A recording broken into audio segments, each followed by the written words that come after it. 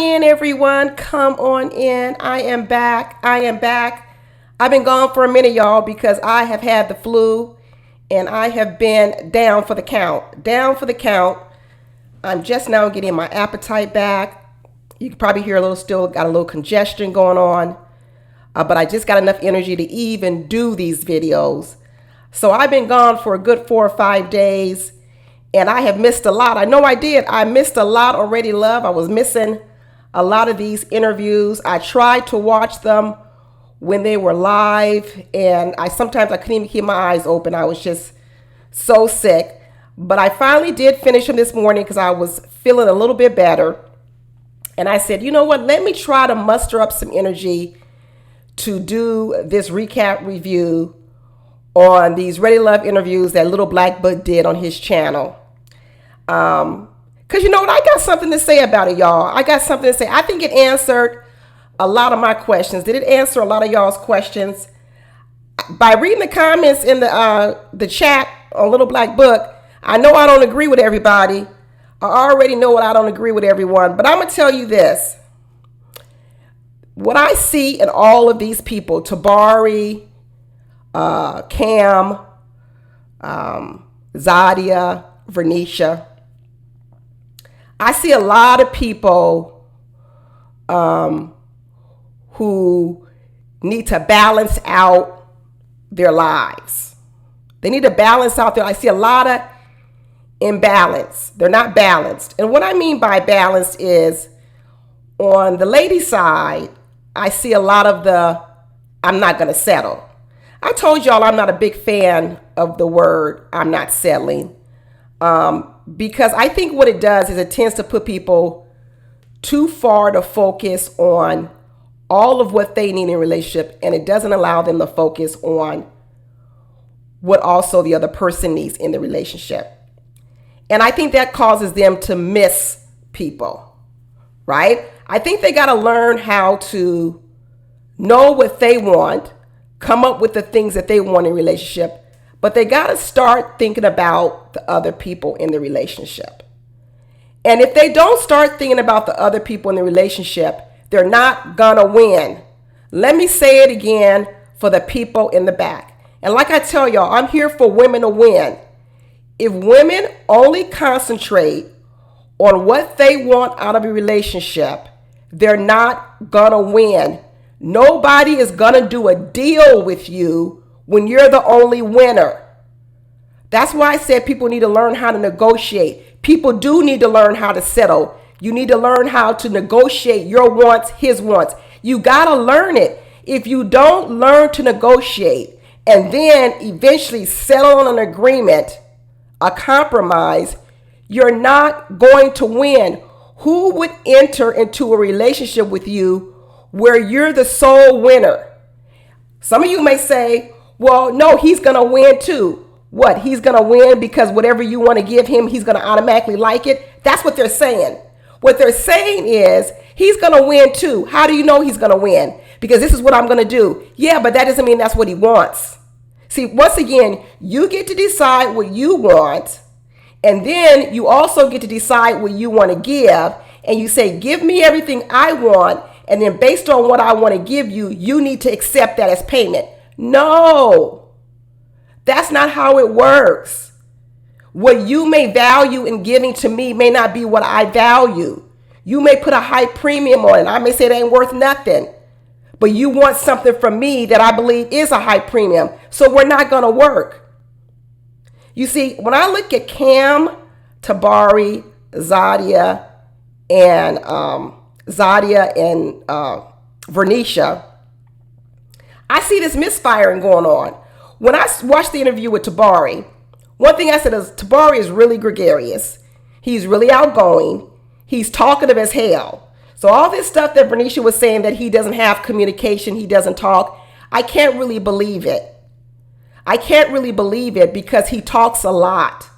He seems like the type of person where after a while, because let me tell you, I didn't know if it was the flu or what, because I was getting tired of listening to him a little bit. I don't know if it was the flu I was having or he just talks a lot. I think he talks a lot. I believe he over communicates. And then when I listen to what he does for a living, think about all his professions. He's a realtor.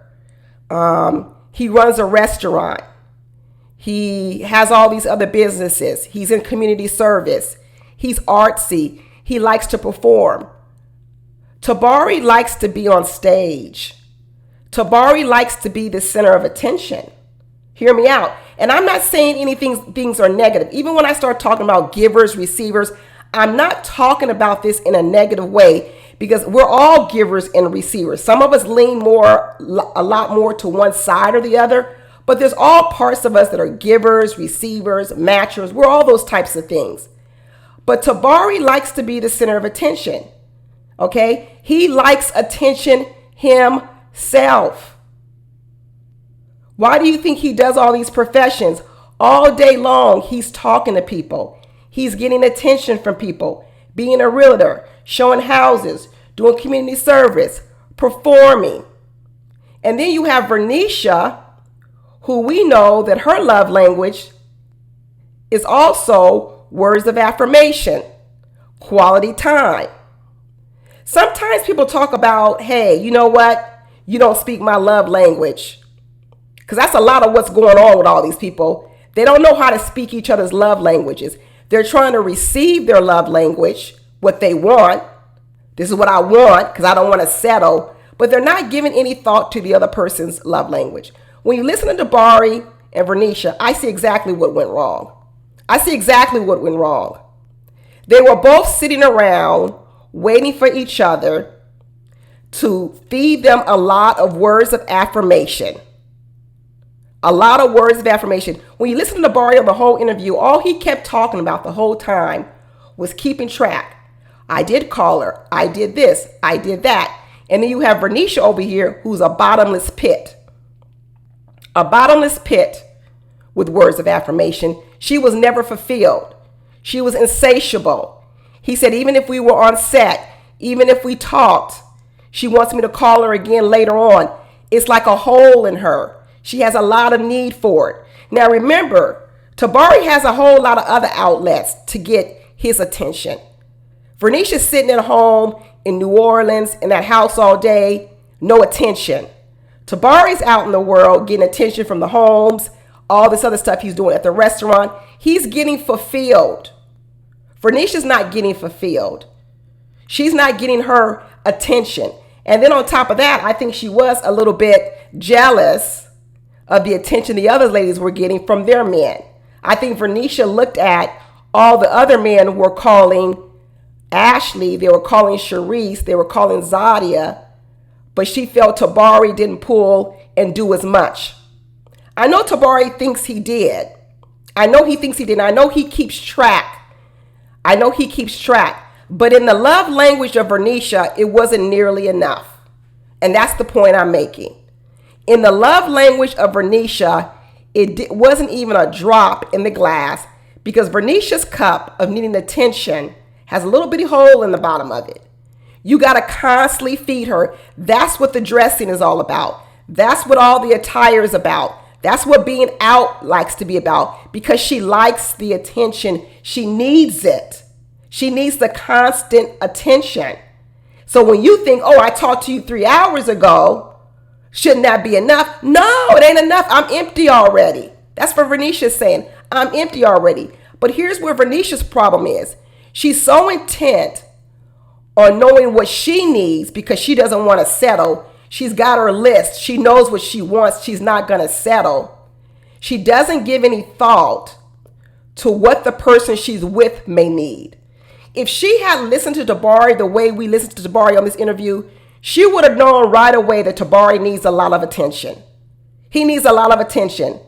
So to call up Tabari and say, why didn't you call me? Why didn't you call me? Why didn't you call me? The first response she gonna get is, why didn't you call me? You talk about you empty and you need more attention. I need just as much attention as you, and you ain't called me either. That's what's gonna happen here. That's what's gonna happen. That's why you gotta not only know what you need. If you really want to make a go at it with someone, you also got to understand what they need. And if you're saying, I want to receive all the attention, but I don't want to have to give you any, or I only want to give it to you in reciprocation for what you do, that's going to be a problem. This is why a lot of people don't find their partners in life, because they're focused on what they need and they're not looking for a partner in which they can come together and balance both of their needs together so that you guys can be 80% happy. And that's why I said it's going to be settling. Because eventually, when you lay out everything you need, some of it may conflict with what your partner needs. Some of it may conflict. Because what happens when both parties, the Vernishas and the Tabari, needs a lot of attention? See, this is why when Vernisha told Tabari early on, Tabari plays too much. Can he be serious? Because what Vernisha was seeing in Tabari was that when Vernisha and Tabari were out at the parties and the mixers or ready to love, Tabari was a social butterfly. He was working the room. He was probably talking to a whole bunch of people, right? Because he's social. He likes attention. That's what he's going to do. But what Vernisha didn't like was she wanted the attention for herself, right? So it's kind of like what Ashley said. I want to feel like the most important person in the room. And if that's what Ashley said. Remember, Ashley's another person who likes attention. And I'm not saying anything is wrong with this. It's just that when you're one of these people and you partner with one of these people, you got to understand the dynamics of how you're interacting. It doesn't mean you're both bad people, but you got to understand. So like these mixers and stuff, Tabari's mixing and mingling. Vernisha wants Tabari's all his attention on her. That's what she wanted. That's why she said he plays too much. Can he be serious?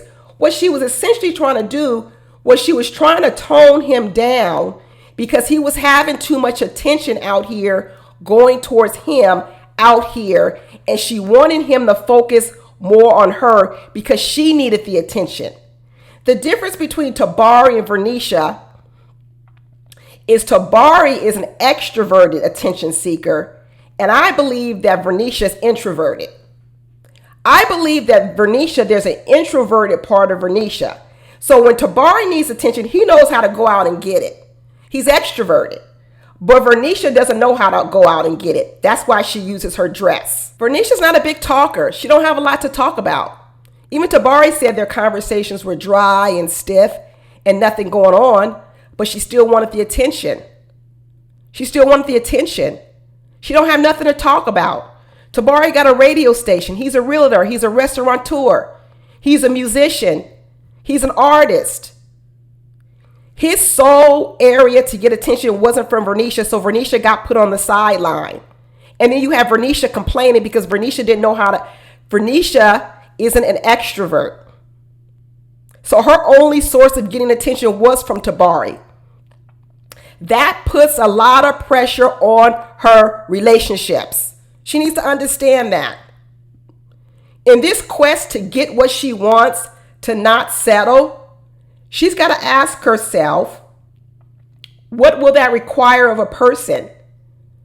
What does that person need as well? It's very hard to meet the needs of Tabari and also meet the needs of Vernisha with the two of them together. This is why I know Vernisha was so mad in the end. I was wondering why Vernisha was so mean and angry to Tabari at the end. She was resentful.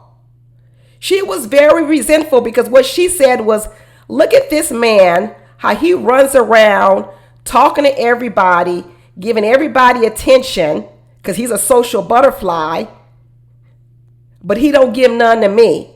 But what she doesn't understand is he's not giving attention to everybody else, Vernisha. He's actually going out and getting it for himself. But in Vernisha's eyes, he's doing to other people what she wanted him to do to her. He says, you're on the radio, you're selling houses, you're talking to customers at the restaurant, but you don't have no time to talk to me all the time and give me all the attention I need. No, Vernisha, because when he's at all these other places, he's actually out there doing that for himself because he needs the attention too. Tabari ain't even settled down with one woman. He said he got a kid with a woman. They had 2 kids together. They never settled down. They've been together or were together for many years. They've known each other. They had 2 kids. He tried to tell us that the reason why they never got married was because neither one of them wanted to get married. Do I believe that whole story? No. No. You know what I believe the story is? I believe the story is that woman probably knew she couldn't settle down Tabari. She probably felt he'd be a good dad. He probably is a good dad. But Tabari's need for attention probably made her uncomfortable. He admitted to cheating. He tried to pull the Martell Holt. I cheated and she cheated. Okay, Martell Holt. More than likely he cheated first. And then maybe after he cheated and they were on a break, maybe she cheated. Yeah, maybe I'm skeptical, but that's what I believe. Because I believe that people who need a lot of attention are susceptible to cheating. They're more susceptible to cheating because the amount of attention that they need. Does it make it true all the time? No, it doesn't make it true all the time. But I think that woman probably knew, she knows how much attention Tabari needs, and Tabari won't be tied down.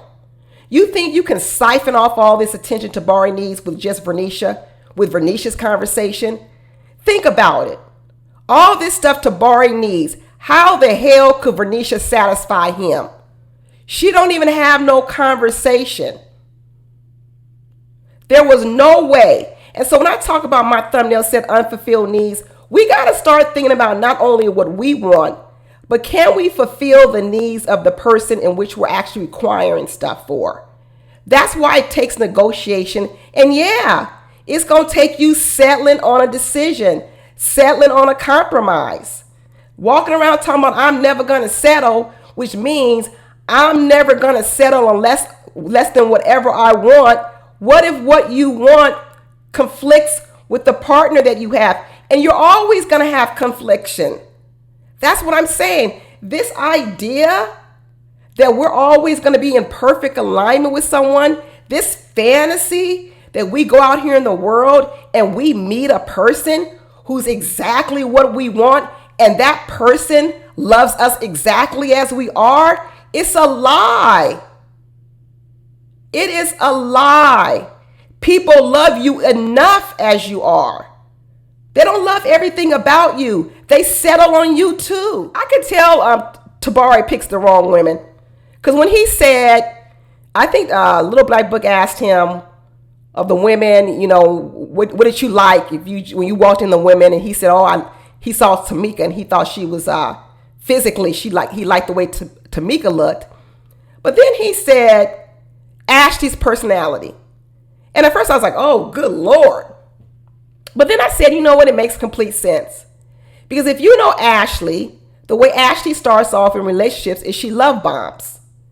If we go back to how Ashley starts off relationships, she love bombs men. She loves bomb men with lots of attention. And that's what Tabari likes. Lots of attention. The problem with Ashley is on the back end. Because on the back end, Ashley's actually trying to control the men. So Tabari could start off with a woman like Ashley and think, ooh, this is the kind of woman I want because look at all this attention she's giving me, all this love bombing. But there's a price to pay for that on the back end.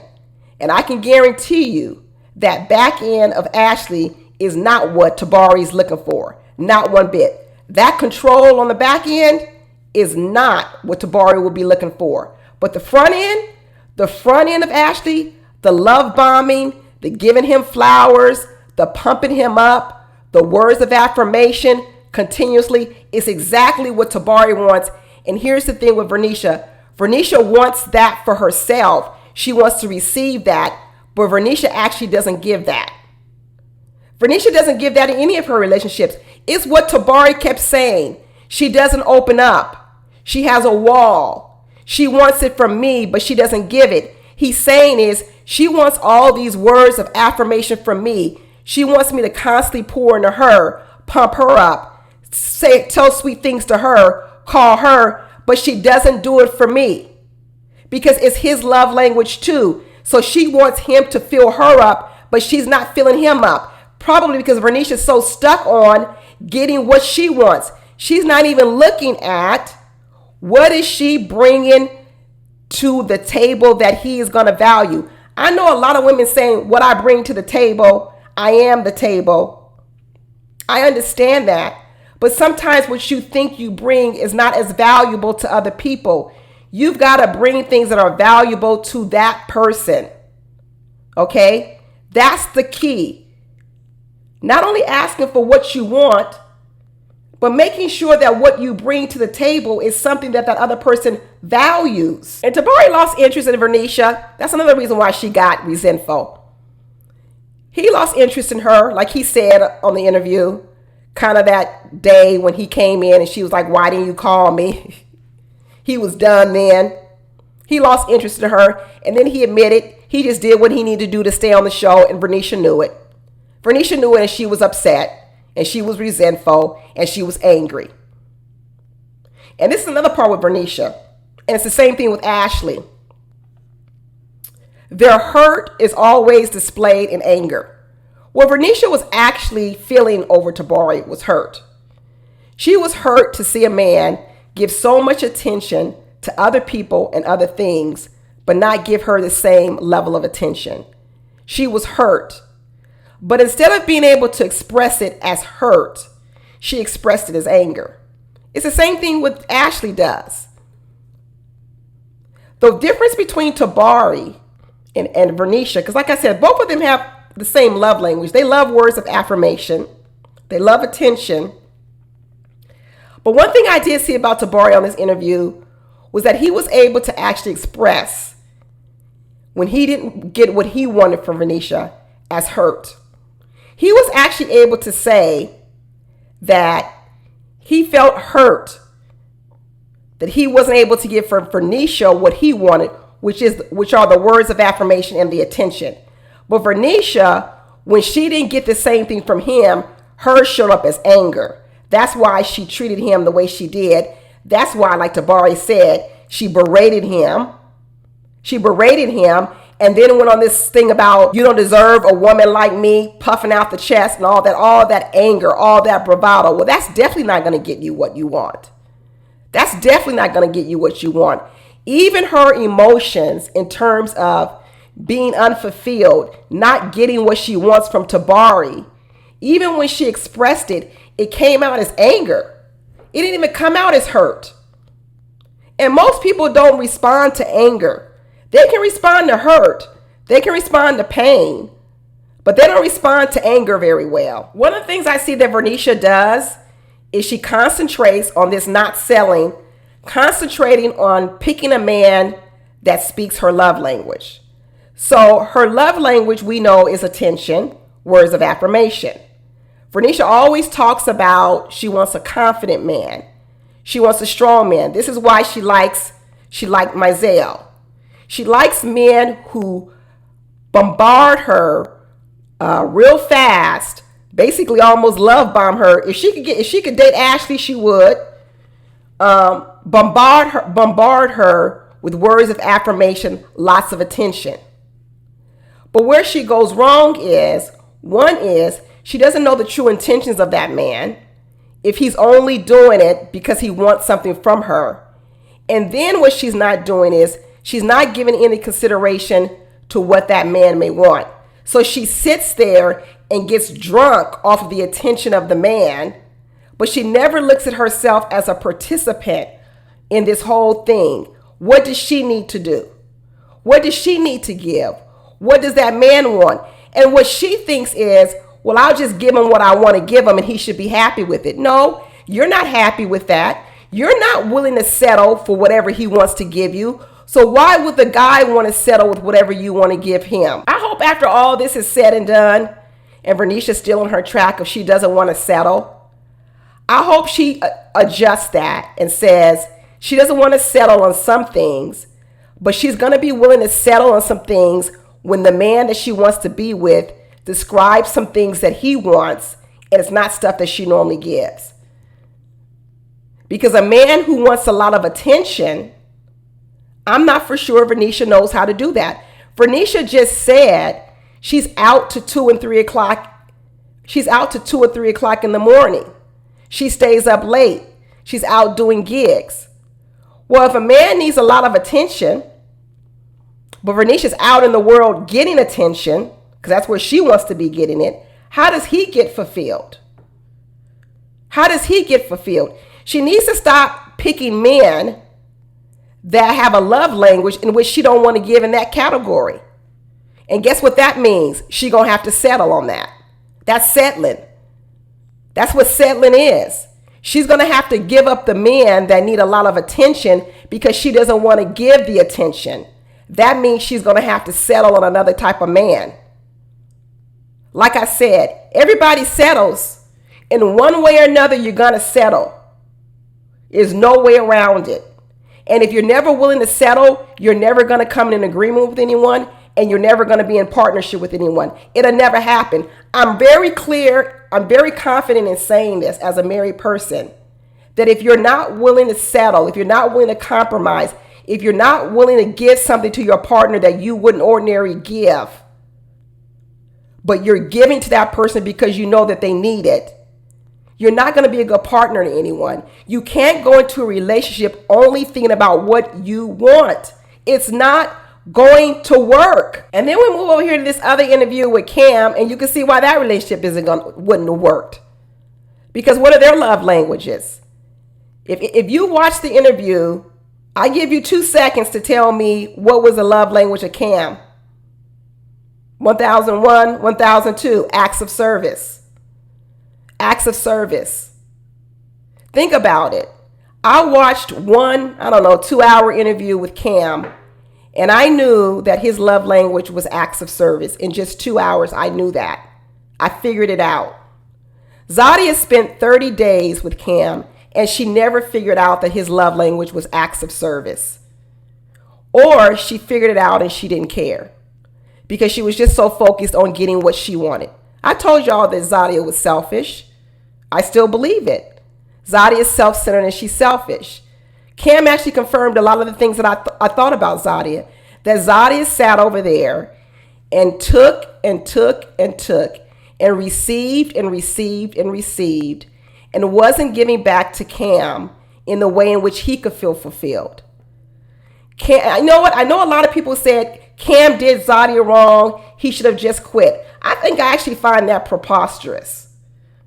I really do. I know a lot of people are going to disagree with me, but I'm going to tell you this. Is Cam perfect? No, but he did enough. He did enough. At what point in time would it become Zadia's responsibility to ask, to try to understand what Cam's love language was? At what point in time? 30 days. And let me tell you something. If you listen to Cam the first hour, all Cam talked about was building, making money.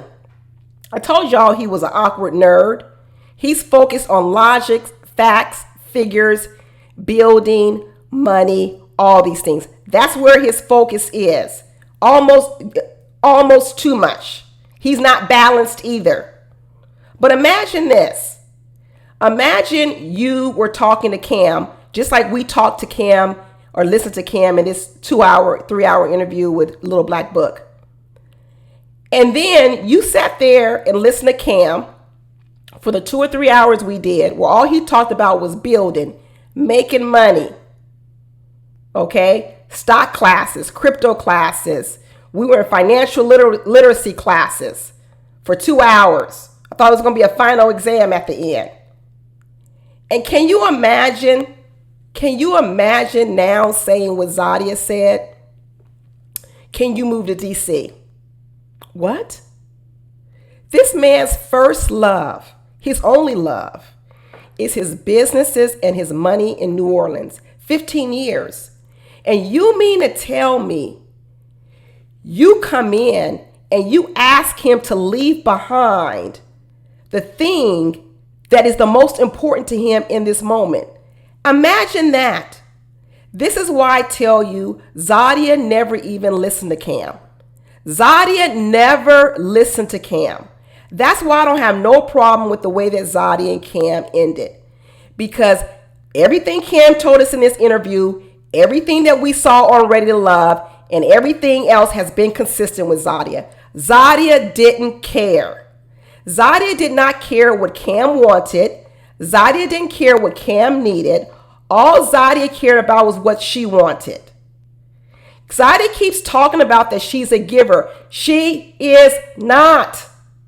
She needs to stop saying that.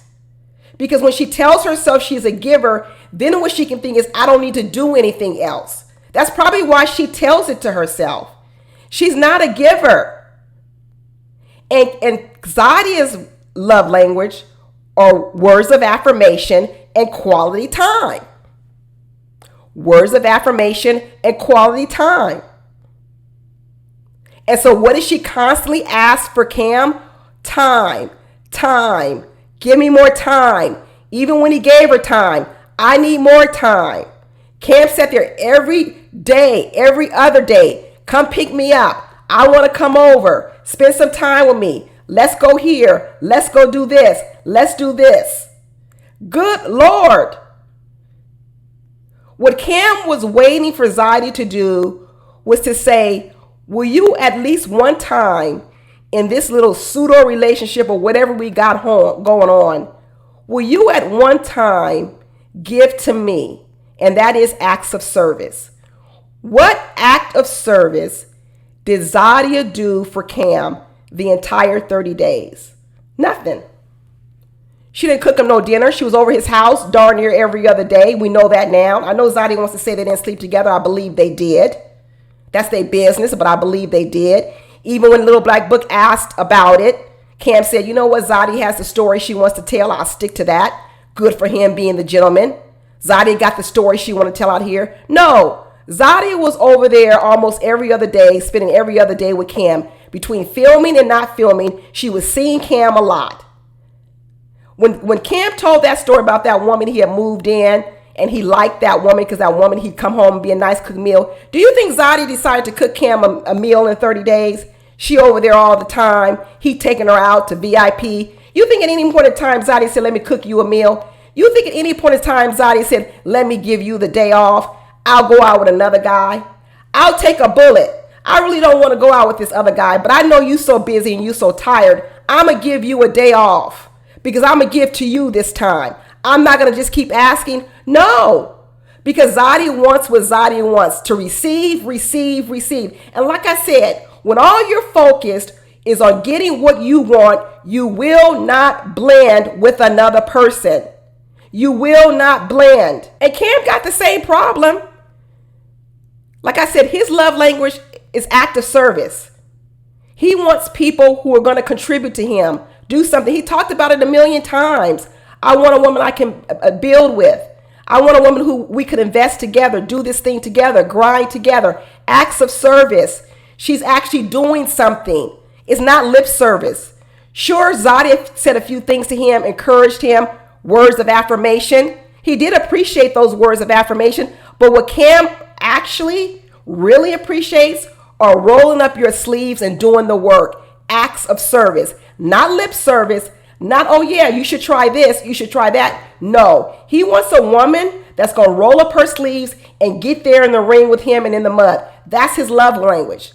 But as a result of that being his love language, that's what he gives to other women. He gives them a lot of acts of service. He does. I could tell he took all the ladies out. He was showing up. As much as he kept telling Zadia, I don't have time, he showed up. He kept doing acts of service. But what he wasn't doing was what are some other people's love languages. That's where he's going to miss it in his other relationships, because some women's love language may be quality time. It may be words of affirmation. He's going to have to learn how to not only explain his love language, but also give to another woman in their love language. Zadia loves acts of service because she's a receiver. So that's what she liked about Cam. That part right there, they lined up very well because Cam likes acts of service. So he loved giving to Zadia. Zadia loves to receive. That worked well.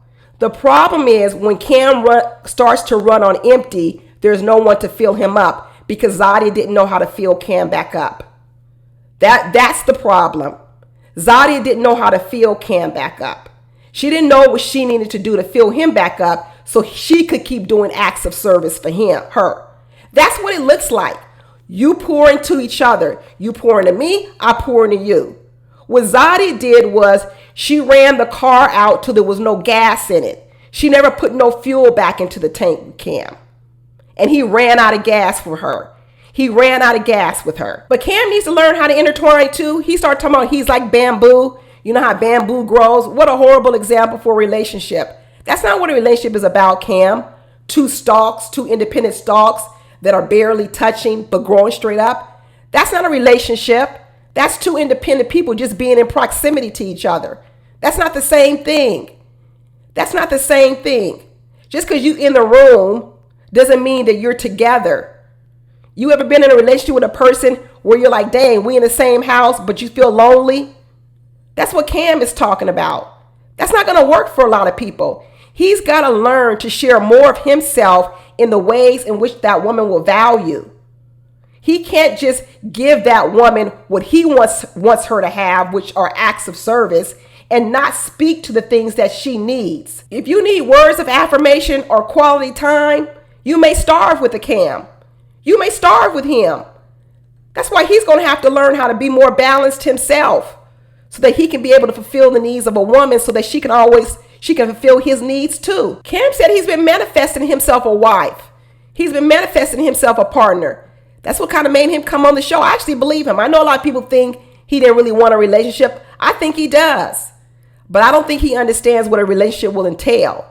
I think he looks at a relationship in terms of what he wants from a partner with him, which is someone to build with and someone to grow. What he needs to work on is what is he willing to give to that woman?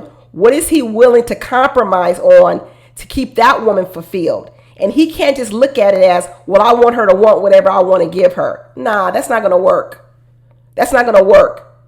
You're going to have to give her some of the things she wants as well. One of the things Cam talked about was the turning point where he started to really check out and lose, attention in Zadia. Start to see how this is not going to work. Because Zadia we often call Zadia a bully. She's relentless. She keeps poking and poking and poking. It's the same thing she does with other people. When I said Zadia has a problem with boundaries, she doesn't give up. She's persistent because she wants what she wants. It's a thread that runs through Zadia's life.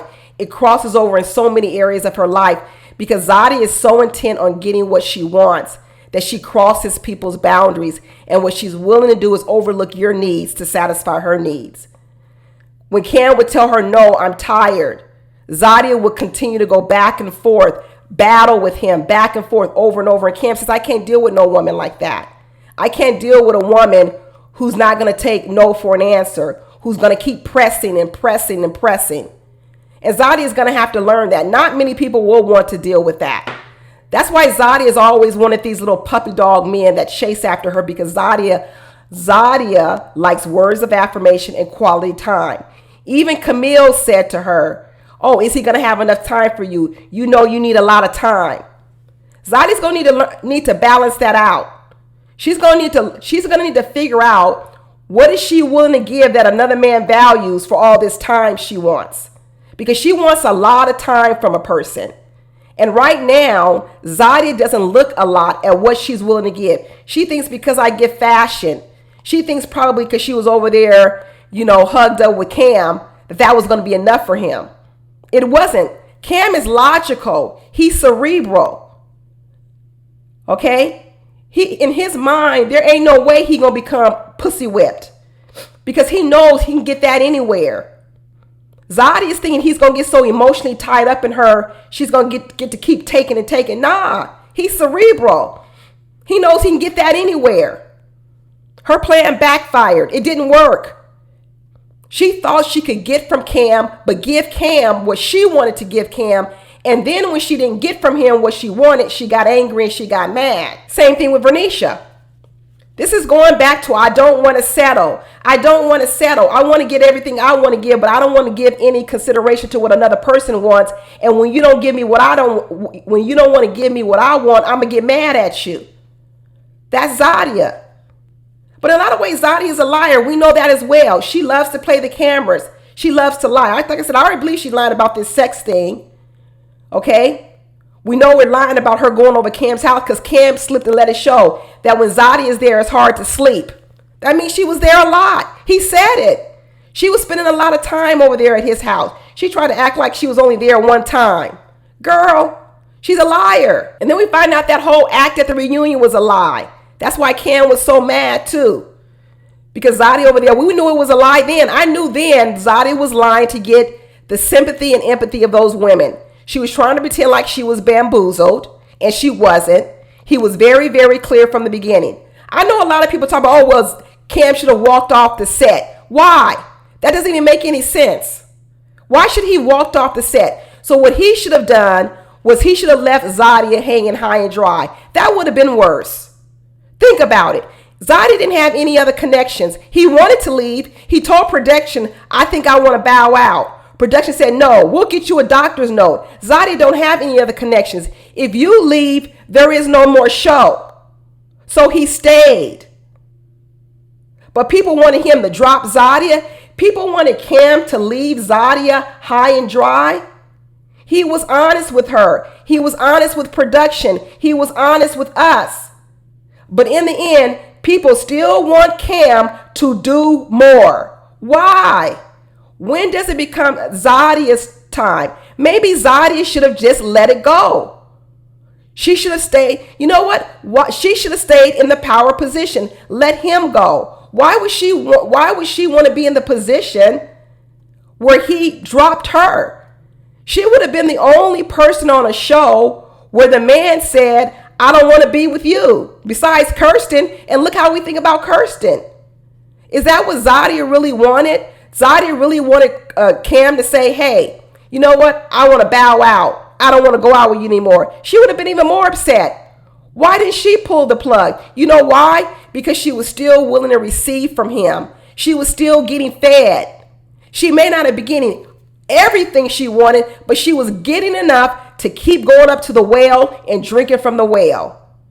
She was still getting enough to keep drinking from the well and taking from Cam, even if it wasn't as much as she wanted. And then she was comfortable sitting over there asking for more and more and more. Zadia played victim at that reunion. Made Cam try to look even worse. And then we come to find out that after it was over, here she was calling him, talking about let's talk, let's make up. Because it was all for the camera. He's like, no, that's okay. We're not a good fit. We're not a good fit. Zadia is a poor, poor listener. Any of you who saw that interview with Little Blackbook, I know by the end of that interview, you would know that Zadia's playbook with Cam was the wrong playbook. It's a man whose love language is acts of service.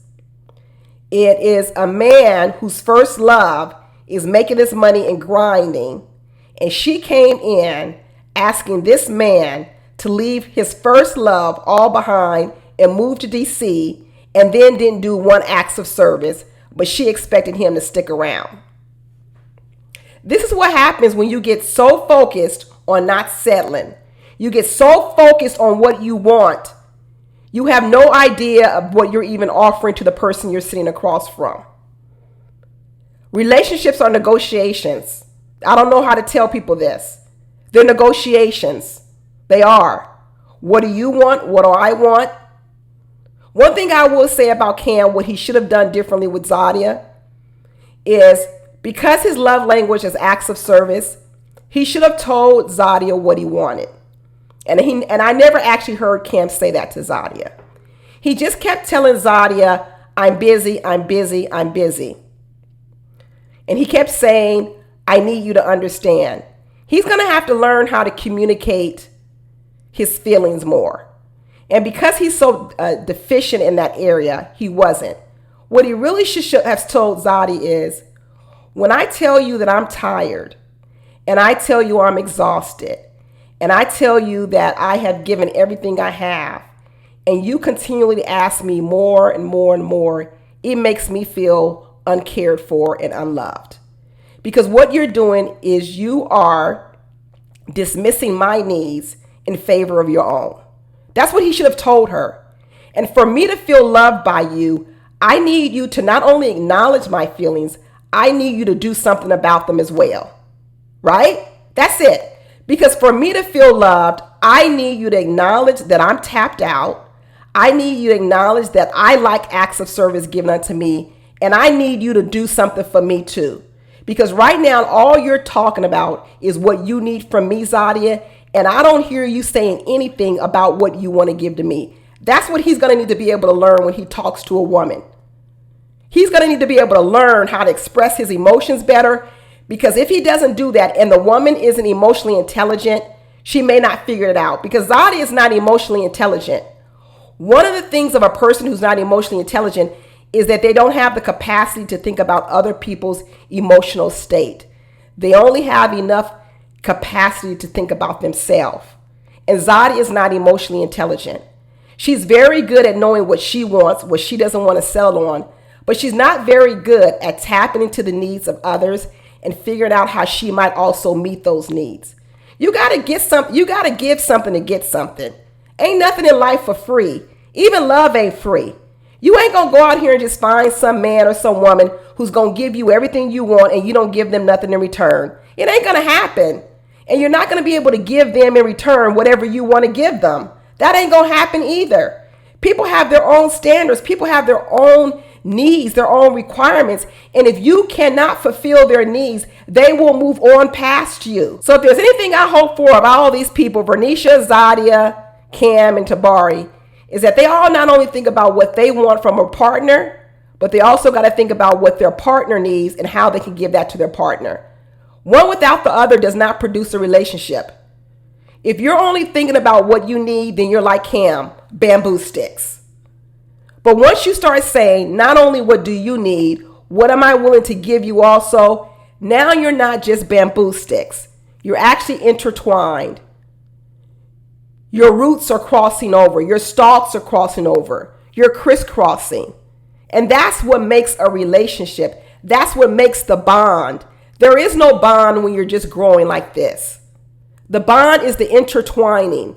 And the intertwining is when you intertwine your needs and your wants together and you fulfill each other's needs and wants together. I hope they all learn something. I really do, because I hate to see people stuck in cycles where they're not getting what they want out of dating. And it's really clear to see that between all four of these people, they clearly had a lot of unfulfilled needs from each other. But I really can say that a lot of it was because they didn't put enough focus not only on what they needed, they didn't put enough focus on what their partner needed as well. I wish them the best going forward. I really do. But it's clear to see that they weren't right for each other. Anyway, that's it, y'all. I'll talk to you later. Bye.